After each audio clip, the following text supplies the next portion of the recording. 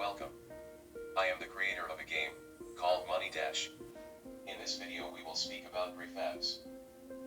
It is a simple but powerful tool to make a game in Unity. Like we are used, here there is an empty scene in our project.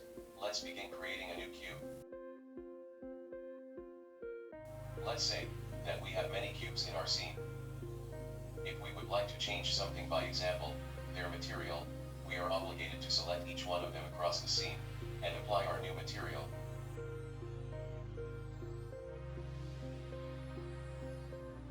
Create a prefab is very simple.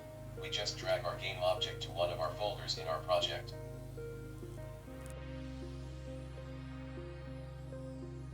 Now that we have our prefab, let's say we are in a similar situation than before.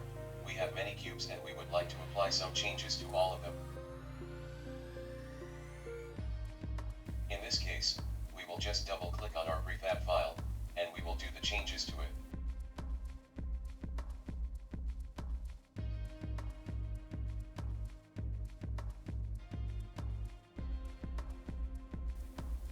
After that, we can see that all our game objects tied to this prefab on the scene have the same changes.